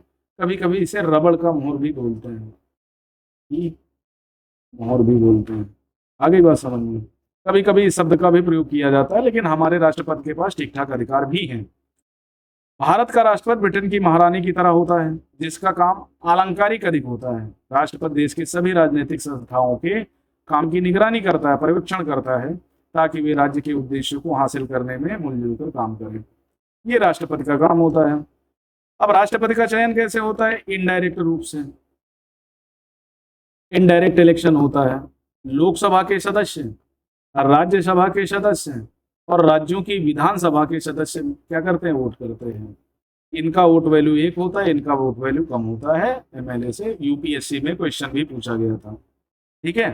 तो कौन कौन करता है, लोकसभा के निर्वाचित सदस्य, राज्यसभा के निर्वाचित सदस्य और विधानसभा के निर्वाचित सदस्य। निर्वाचित सदस्य याद रखना है, निर्वाचित सदस्य करते हैं, ना कि गैर निर्वाचित, ठीक है। संसद सदस्य राज्य की विधानसभाओं के सदस्य उसे चुनते हैं, ठीक है। प्रत्यक्ष यानी जनता सीधे नहीं करती। राष्ट्रपति पद के प्रत्याशी को चुनाव जीतने के लिए बहुमत हासिल करना होता है, यानी 50+1। और जब तक ये हासिल नहीं होगा गणना चलती रहेगी। इससे तय होता है कि राष्ट्रपति पूरे राष्ट्र का प्रतिनिधित्व करता है, लेकिन राष्ट्रपति उस तरह से प्रत्यक्ष धनादेश का दावा नहीं कर सकता जैसा प्रधानमंत्री करता है। जिस तरह से प्रधानमंत्री, इससे यह तय हो जाता है कि राष्ट्रपति कहने मात्र के लिए कार्यपालक की भूमिका निभाता है। आगे बात समझ में। राष्ट्रपति के अधिकारों के मामले में भी यही बात लागू होती है भारत के संबंध में, लेकिन सरसरी तौर पर पढ़े ना तो सोचेंगे ऐसा कुछ नहीं है जो राष्ट्रपति न कर सके, क्योंकि ज्यादातर जो गजट पेश किए जाते हैं ना, राष्ट्रपति के नाम पर ही, प्रधानमंत्री राष्ट्रपति के नाम पर ही शासन करता है, ठीक है। गतिविधियां राष्ट्रपति के नाम पर ही की जाती हैं, क्योंकि वो राष्ट्र का प्रमुख है। सारे कानून, सरकार के प्रमुख नीतिगत फैसले उसी के नाम से जारी होते हैं। सभी प्रमुख नियुक्तियां राष्ट्रपति के नाम पर होती हैं, चाहे वो भारत का मुख्य न्यायाधीश हो, सर्वोच्च न्यायालय के न्यायाधीश, अन्य न्यायाधीश हो, सबको शपथ कौन दिलाएगा, राष्ट्रपति। उच्च न्यायालयों के न्यायाधीश, राज्यपालों, चुनाव आयुक्तों, देश के राजदूतों, सीबीआई के डायरेक्टर, इन सब की नियुक्ति कौन करेगा, यही लोग करेंगे। ये कोविंद जी हैं। नरेंद्र मोदी को प्रधानमंत्री पद की शपथ दिलाते हुए इस बार कौन दिलाया, याद बताओ, कौन दिलाया इस बार मोदी जी को शपथ? किसने दिलाई? कोविंद जी ने दिलाई कि जो हमारी फीमेल प्रेसिडेंट हैं द्रौपदी मुर्मू जी ने, द्रौपदी मुर्मू ने दिलाई। नियुक्त करता है सभी अंतर्राष्ट्रीय संधियां, समझौते उसी के नाम से होते हैं। भारत के रक्षा बलों का सुप्रीम कमांडर प्रेसिडेंट होता है, ठीक है। जो आपात का प्रयोग किया जाता है ना, राष्ट्रपति के नाम पर ही होता है। यानी जितने कांड होते हैं ना, सब राष्ट्रपति के नाम पर किए जाते हैं सरकारों के द्वारा। और राष्ट्रपति जिम्मेदारी नहीं है, अधिकार भी नहीं है तो जिम्मेदारी भी नहीं है। लेकिन हमें याद रखना चाहिए कि राष्ट्रपति इन अधिकारों का इस्तेमाल मंत्रिपरिषद की सलाह पर ही करता है। मंत्रिपरिषद जैसा कहेगी, और मंत्रिपरिषद में प्रधानमंत्री पीएम प्रमुख होता है, कैबिनेट प्रमुख होती है, वो जैसे जैसे कहेगी वैसा ही करना पड़ेगा। राष्ट्रपति मंत्रिपरिषद की सलाह को पुनर्विचार के लिए कह सकता है, लेकिन सलाह अगर वही दोबारा आती है तो उसे मानने के लिए बाध्य होना पड़ता है। तो ये एक प्रकार का जो वीटो मिले है ना, उसमें एक ही आता है वीटो, जिसको पॉकेट वीटो के नाम से जानते हैं, वो थोड़ा मजबूत, बाकी तो सब आम है। इसी प्रकार संसद पारित कोई विधेयक राष्ट्रपति की मंजूरी के बाद ही कानून बनता है। अगर राष्ट्रपति चाहे तो उसे कुछ समय के लिए रोक सकता है, ठीक है, या पुनर्विचार के लिए संसद को भेज सकता है। लेकिन अगर पुनर्विचार के बाद दोबारा वही विधेयक आए तो साइन करना पड़ेगा। लेकिन अगर संसद दोबारा उसी विधेयक को पारित कर दे तो उस पर हस्ताक्षर करने ही पड़ेंगे। तो यहाँ पर राष्ट्रपति क्या काम है, तो वह अपने विवेक से कुछ भी कर सकता है। महत्वपूर्ण चीज है, उसे स्वविवेक से करनी चाहिए। प्रधानमंत्री की नियुक्ति इसे स्वविवेक से करता है। जब किसी पार्टी या गठबंधन चुनाव में बहुमत हासिल कर लेता है तो राष्ट्रपति के पास विकल्प नहीं होता। अगर कोई पार्टी बहुमत हासिल कर लेगी तो राष्ट्रपति के पास स्वविवेक का कोई निर्णय नहीं है। लेकिन अगर कोई भी पार्टी या गठबंधन दल बहुमत हासिल न कर पाए तो राष्ट्रपति स्वविवेक से निर्णय लेगा किसे बुलाया जाए सरकार बनाने के लिए। उसे लोकसभा में बहुमत वाली पार्टी गठबंधन के नेता को प्रधानमंत्री नियुक्त करना होता है। जब पार्टी गठबंधन को लोकसभा चुनाव में बहुमत हासिल नहीं होता तो राष्ट्रपति विवेक से काम लेता है। ऐसे नियुक्ता को नियुक्त करता है जो उसकी राय में लोकसभा में बहुमत जुटा सकता है। ऐसे मामले में राष्ट्रपति नवनियुक्त प्रधानमंत्री से एक तय समय के भीतर लगभग 30 दिन होता है लोकसभा में बहुमत साबित करने के लिए कहता है। ओके, तो हमारे यहाँ जहाँ राष्ट्रपति प्रणाली चलती है वहाँ चीजें अलग हैं, हमारे यहाँ नहीं चलती है। दुनिया भर में राष्ट्रपति की जगह राष्ट्रपति भारत की तरह औपचारिक शासनाध्यक्ष नहीं होता, लेकिन यूनाइटेड स्टेट ऑफ अमेरिका में क्या है, राष्ट्रपति वहाँ का शासनाध्यक्ष है। दुनिया के अनेक देशों में राष्ट्रपति शासनाध्यक्ष भी होता है और सरकार का मुखिया भी। अमेरिकी राष्ट्रपति इस तरह का राष्ट्रपति का जाना माना उदाहरण है। उसका चुनाव लोग प्रत्यक्ष वोट से करते हैं। वही अपने मंत्रियों का चुनाव और नियुक्त करता है। चुनाव बनाने का काम अभी भी विधायिका अमेरिका में उसे कांग्रेस कहा जाता है करती है। कानून बनाने का काम विधायिका करती है। राष्ट्रपति किसी कानून को वीटो के अधिकार से रोक सकता है। सबसे बड़ी बात यह है कि राष्ट्रपति बनने के लिए उसे कांग्रेस के बहुमत की समर्थन की जरूरत नहीं है। हमारे यहाँ लोकसभा के समर्थन की जरूरत होती है पीएम को, ठीक है, ना ही उसके प्रति वह उत्तरदायी होता है। हमारे यहाँ सरकार को लोकसभा के प्रति उत्तरदायी होना पड़ेगा, क्योंकि विधायिका से ही निकल के आती है ना सरकार। उसका कार्यकाल 4 साल का तय कार्यकाल है। अपनी पार्टी के कांग्रेस में बहुमत न होने पर भी आराम से अपना कार्यकाल पूरा कर सकता है। अमेरिकी मॉडल को लातिनी अमेरिका के अनेक देशों, सोवियत संघ का हिस्सा रहे कई देशों में अपनाया गया। चूंकि सरकार के इस स्वरूप में राष्ट्रपति की भूमिका केंद्रीय होती है, इसलिए इसे राष्ट्रपति या अध्यक्षीय प्रणाली कहा जाता है। ब्रिटेन को मानने वाले भारत जैसे देशों में संसद ही सर्वोच्च है, इसलिए हमारी प्रणाली को शासन की संसदीय प्रणाली कहा जाता है। ओके, न्यायपालिका जुडिशरी के बारे में तो हम पढ़ ही चुके हैं क्लास 7 की बुक में, मोटा मोटा और बता दे सकते हैं। अब इस बार हम सरकारी आदेश को उसी कहानी पर लौटते हैं जिसपे हमने, यानी डीओपीटी के उस आदेश पर। तो अब उस कहानी का संतोषजनक अंत तो हो गया, सुप्रीम कोर्ट ने फैसला सुना दिया। अगर ना होता तो क्या होता? देश में सर्वोच्च न्यायालय जैसा कुछ नहीं है। सर्वोच्च न्यायालय तो होता है, उसके पास सरकार की कार्यवाही को आंकने का अधिकार नहीं, मतलब वो रिव्यू नहीं करता, वो सिर्फ कानूनों का रिव्यू कर सकता है। उसे अधिकार होता, मगर सर्वोच्च न्यायालय से कोई निष्पक्षता की उम्मीद न होती। भले ही वह निष्पक्ष फैसला सुना देता, लेकिन सरकार के आदेश के खिलाफ अपील करने वाले उसके फैसले नहीं मानते। क्या ऐसे काम होता तो सही हो सकता था? क्या लोकतंत्र प्रभावशाली होता? तो नहीं होता। इसी वजह से लोकतंत्र के लिए स्वतंत्र और प्रभावशाली न्यायपालिका को जरूरी माना जाता है। ठीक है, देश के विभिन्न स्तरों पर मौजूद अदालतों को सामूहिक रूप से न्यायपालिका कहा जाता है। ठीक है, अब जैसे भारतीय न्यायपालिका पूरे देश के लिए सर्वोच्च न्यायालय, सुप्रीम कोर्ट ऑफ इंडिया, राज्यों के उच्च न्यायालय, कुल 25 हाई कोर्ट हैं भारत में, जिला न्यायालय, स्थानीय स्तर के न्यायालय। भारत में एकीकृत न्यायपालिका है, इंटीग्रेटेड अप्रोच है, यानी सारे न्यायालय न्यायिक दृष्टि से सुप्रीम कोर्ट के अंदर में आते हैं। ठीक है, क्योंकि सुप्रीम कोर्ट हाई कोर्ट एक अभिलेखीय न्यायालय है। सुप्रीम कोर्ट का जो डिसीजन होगा सभी न्यायालयों को मानना होता है। ठीक है, उसी के आधार पर फैसले करने हैं। सभी अदालतों को फैसला मानना है। देश के नागरिकों के विवाद होता है तो वो देखेगा, नागरिक सरकार के बीच विवाद, दो या दो से अधिक राज्य सरकारों के बीच विवाद, या केंद्र सरकार राज्य सरकारों के बीच विवाद, सब वही काम करता है। फौजदारी दीवानी मामलों में अपील का अंतिम सर्वोच्च संस्था है सुप्रीम कोर्ट। अगर फौजदारी लड़ाई झगड़ा का अंतिम न्यायालय कौन सा है? फौजदारी है। दीवानी मामलों का अंतिम न्यायालय सुप्रीम कोर्ट है या उच्च न्यायालयों के फैसलों के खिलाफ सुनवाई कर सकता है। ठीक है, आप अपनी याचिका पीआईएल वगैरह दाखिल कर सकते हैं। न्यायपालिका की स्वतंत्रता का मतलब है कि वह विधायिका कार्यपालिका के नियंत्रण में नहीं है। और ऐसा कैसे डिसाइड कर सकते हो? न्यायाधीशों का स्वतंत्र कार्यकाल है, निष्पक्ष रूप से उनका कोलिजियम चयन करता है ना। उनके चयन में सरकार की या विधायिका की कोई भूमिका नहीं होती। न्यायाधीश सरकार के निर्देश या सत्ताधारी पार्टी के मर्जी के मुताबिक काम नहीं करते हैं। इसी वजह से सभी आधुनिक लोकतंत्र में अदालतें विधायिका कार्यपालिका के अधीन नहीं होते हैं। भारत ने इस लक्ष्य को हासिल कर लिया है। राष्ट्रपति सर्वोच्च न्यायालय उच्च न्यायालय के न्यायाधीशों को प्रधानमंत्री की सलाह पर सर्वोच्च न्यायालय के मुख्य न्यायाधीश के मसौदे से नियुक्त करता है। ऐसा नहीं है कोलेजियम करती है नियुक्त। व्यवहारिक तौर पर इस व्यवस्था में सर्वोच्च न्यायालय के वरिष्ठ न्यायाधीश, सर्वोच्च न्यायालय के न्यायाधीश उच्च न्यायालयों के न्यायाधीशों को चुनते हैं। कोलेजियम व्यवस्था है वही करते हैं।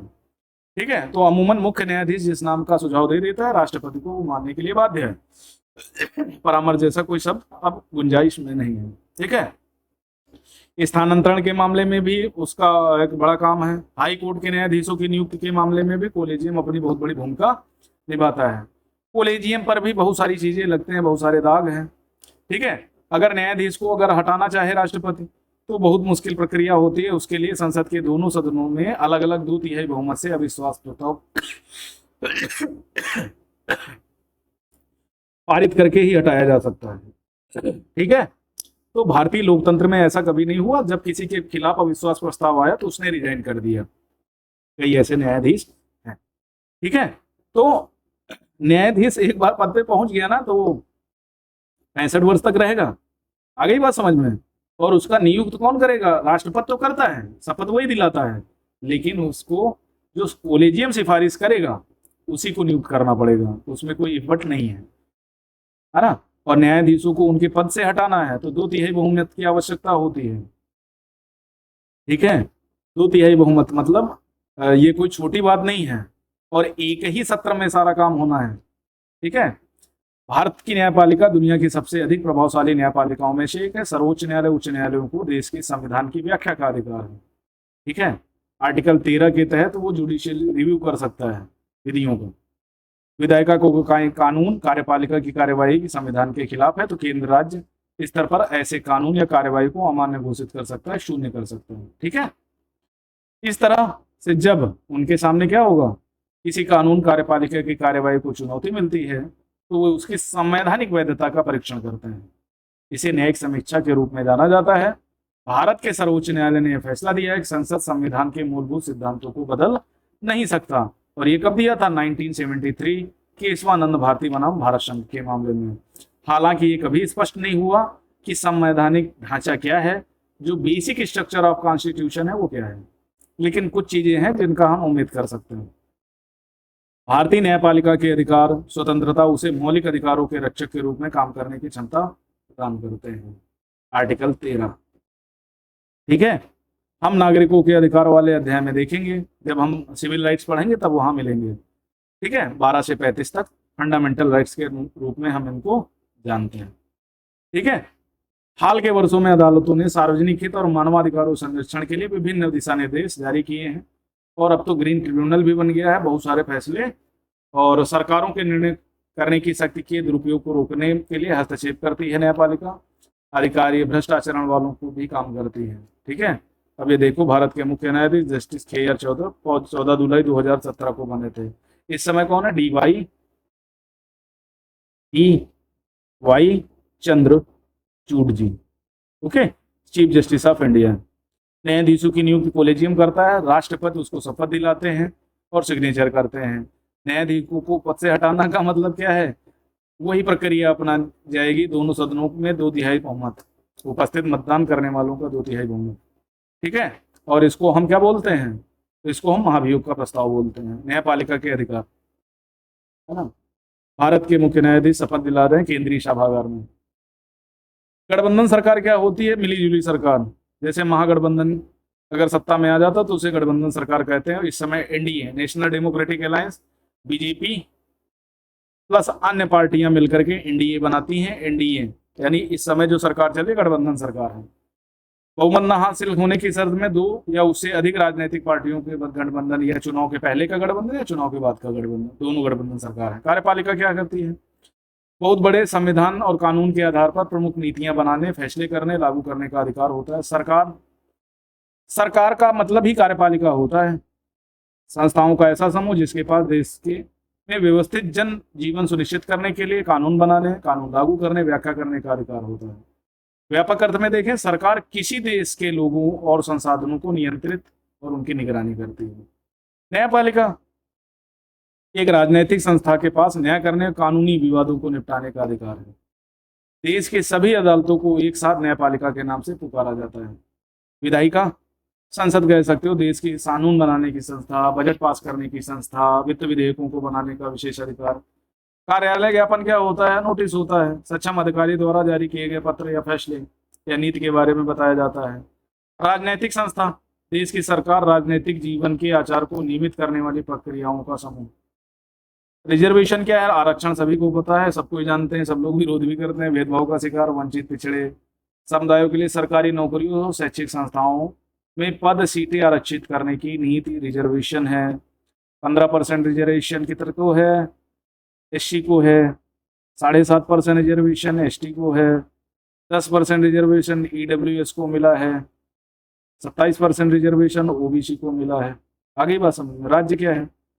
एक निश्चित इकाई होती है, राजनीतिक इकाई होती है जिसके पास संगठित सरकार हो, घरेलू विदेशी नीतियां बनाने का अधिकार हो, सरकारें बदली जा सकती हैं और राज्य बना रहता है, और एक सब अमूर्त धारणा है। ठीक है, बोलचाल की भाषा में देश, राष्ट्र और राज्य को समार्थी शब्द के रूप में प्रयोग किया जाता है। राज्य शब्द का एक अन्य चीज में प्रयोग होता है, देश के अंदर जो प्रशासनिक इकाई है, जैसे प्रांत हैं, जैसे उत्तर प्रदेश, त्रिपुरा, झारखंड, राजस्थान, इनको राज्य के रूप में पहचाना जाता है। अगर आपको भारत का राष्ट्रपति चुना जाए तो निम्नलिखित में से कौन सा फैसला खुद कर सकते हैं?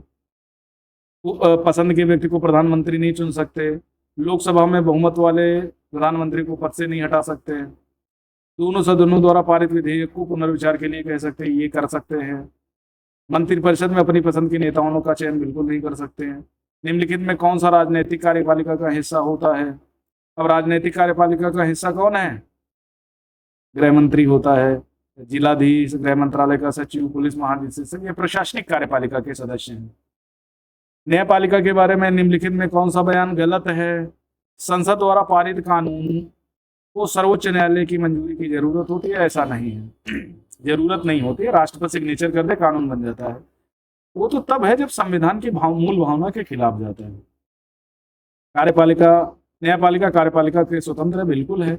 अगर किसी नागरिक के अधिकारों का हनन होता है तो वो अदालत में जा सकता है। आर्टिकल 32 के तहत सुप्रीम कोर्ट, आर्टिकल 226 के तहत हाई कोर्ट। अगर कोई कानून संविधान की भावना के खिलाफ है तो न्यायपालिका उसे अमान्य घोषित कर सकती है, ये कर सकती है। राजनीतिक संस्थाओं में से कौन सी संस्था देश मौजूदा कानून में संशोधन कर सकती है? कौन कर सकता है भाई? संसद कर सकती है। उस मंत्रालय की पहचान करना है। देश में जूट के निर्यात बढ़ाने के लिए एक नई नीति बनाई जा रही थी। अब जूट का निर्यात कौन करेगा? वाणिज्य उद्योग मंत्रालय करेगा, कृषि खाद्यान्न सार्वजनिक वितरण मंत्रालय करेगा। तो जूट का निर्यात बढ़ाने के लिए, निर्यात की बात हो रही है ना, तो सारा वाणिज्य उद्योग, कॉमर्स इंडस्ट्री करेगी, कामर्स मिनिस्ट्री करेगी। ग्रामीण इलाकों में टेलीफोन की सुलभ कराई जाएंगी, तो ये कौन करेगा? दूरसंचार विभाग करेगा, या दूरसंचार मंत्रालय, सूचना प्रौद्योगिकी मंत्रालय। सार्वजनिक वितरण प्रणाली के तहत बिकने वाले चावल, गेहूं की कीमतें कम की जाएंगी, वो कौन करेगा? कृषि एवं खाद्यान्न मंत्रालय करेगा। पल्स पोलियो अभियान शुरू हो जाएगा। स्वास्थ्य मंत्रालय, ऊंची पहाड़ियों पर तैनात सैनिकों के भत्ते बढ़ाए जाएंगे, तो रक्षा मंत्रालय करेगा। ठीक है। देश की विधायिका, कार्यपालिका, न्यायपालिका में उस राजनीतिक संस्था का नाम बताइए जो निम्नलिखित मामलों में अधिकारों का इस्तेमाल करती है। सड़क, सिंचाई जैसे बुनियादी ढांचे के विकास और नागरिकों की विभिन्न कल्याणकारी गतिविधियों पर कितना पैसा खर्च किया जाएगा, ये कौन करेगा? ये सरकार, विधायिका डिसाइड करती है। स्टॉक एक्सचेंज को नियमित करने संबंधी कानून बनाने की कमेटी के सुझाव पर विचार विमर्श करती है, संसद करेगी। दो राज्य सरकारों के बीच कानूनी विवाद पर निर्णय सुप्रीम कोर्ट लेगा, न्यायपालिका लेगी। भूकंप पीड़ितों की राहत के प्रयासों के बारे में सूचना मांगती है, संसद मांगेगी। ठीक है। भारत के प्रधानमंत्री सीधे जनता द्वारा क्यों नहीं चुना जाता? निम्नलिखित 4 जवाबों में सबसे सही को चुनकर अपने बच्चे के में कारण देना है। लोकतंत्र में लोकसभा में बहुमत वाली पार्टी की नेता ही प्रधानमंत्री बन सकता है, सही बात है। लोकसभा प्रधानमंत्री मंत्रिपरिषद के कार्यकाल पूरा होने से पहले उन्हें हटा सकती है। हाँ, हटा सकती है बिल्कुल, अगर लोकसभा में बहुमत ना हो तो। क्योंकि प्रधानमंत्री को राष्ट्रपति नियुक्त करता है, लिहाजा उसे जनता द्वारा चुने जाने की जरूरत नहीं है। बिल्कुल सही बात है। प्रधानमंत्री के सीधे चुनाव में बहुत ज्यादा खर्चा हो जाएगा, ये बात बिल्कुल सही हो जाएगी अगर सिर्फ उसी के लिए इंडिविजुअल चुनाव कराया जाएगा। कुछ और क्वेश्चन है, उनके बारे में आपको पढ़ना है, समझना है, बताना है हमको, ठीक है। जहां पर दिक्कत होती है हमें बताना है। तो ये चैप्टर हम खत्म करते हैं। कैसा लगा चैप्टर? संस्थाओं के कामकाज के बारे में बढ़िया चैप्टर था। इसमें मूलतः आपने विधायिका, कार्यपालिका, न्यायपालिका, प्रेसिडेंट के बारे में पढ़ा, प्रधानमंत्री, उसकी मंत्रिपरिषद के बारे में पढ़ा। तो मुझे लगता है कि आपको बहुत सारी चीज़ों की नई जानकारी हुई होगी। तो आज के लिए यही खत्म करते हैं और कल मिलेंगे नए चैप्टर के साथ। तब तक के लिए धन्यवाद, नमस्कार, और अपना ख्याल रखें, तैयारी करते रहें। धन्यवाद।